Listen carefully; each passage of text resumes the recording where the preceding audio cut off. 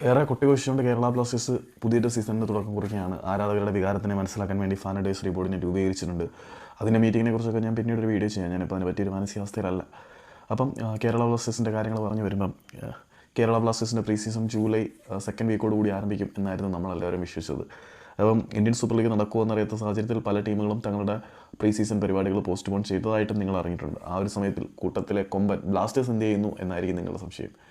എടോ, ലാഭം മാത്രം നോക്കുന്ന ഈ ഒരു ടീമും അതിൻ്റെ സെറ്റപ്പും പരിശീലനം ഒരു ദിവസത്തേക്ക് തള്ളിവെക്കാൻ എന്തെങ്കിലും കാരണം കിട്ടിയാൽ അതവർ വെറുതെ കളയുമെന്ന് നിങ്ങൾക്ക് തോന്നുന്നുണ്ടോ? എന്താണ് കാത്തിരുന്ന സമയം എന്നൊക്കെ പറയുന്ന പോലെ കാത്തിരുന്ന കാരണം ഒരു തീപ്പൊരിക്ക് വേണ്ടി കാത്തിരിക്കുകയായിരുന്നു. ഇപ്പം MRI ഷെയർസിൻ്റെ കാര്യത്തിലൊരു തീരുമാനം വന്നിട്ടില്ലാത്തതുകൊണ്ട് തന്നെ കേരള ബ്ലാസ്റ്റേഴ്സിൻ്റെ പ്രീ സീസൺ നടപടികളും താൽക്കാലികമായിട്ട് റദ്ദ് ചെയ്ത് വെച്ചിരിക്കുകയാണ്. അപ്പം കേരള ബ്ലാസ്റ്റേഴ്സിൻ്റെ ട്രാൻസ്ഫർ പോളിസികളെക്കുറിച്ചും ലക്ഷ്യങ്ങളെക്കുറിച്ചും വരാൻ പോകുന്ന സീസണുകളെക്കുറിച്ചുമൊക്കെ ഒരുപാട് കാര്യങ്ങൾ അവരുടെ അണിയറയിൽ ഒതുങ്ങുന്നുണ്ട്.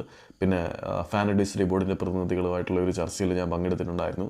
അതിനെക്കുറിച്ചുള്ള ഡീറ്റെയിൽസ് അധികം വൈകാതെ പറ്റുവാണെങ്കിൽ നാളെയോ മറ്റന്നാളോ തന്നെ നിങ്ങളിലേക്ക് എത്തിക്കാൻ പറ്റുമെന്നല്ല ശ്രമിക്കും. കുറേ കാലമായിട്ട് വരുത്തിയ പിഴവുകളൊക്കെ പരിഹരിക്കണം എന്നൊന്ന് ആഗ്രഹിക്കുന്നുണ്ട്. നടന്നാൽ കൊള്ളാം.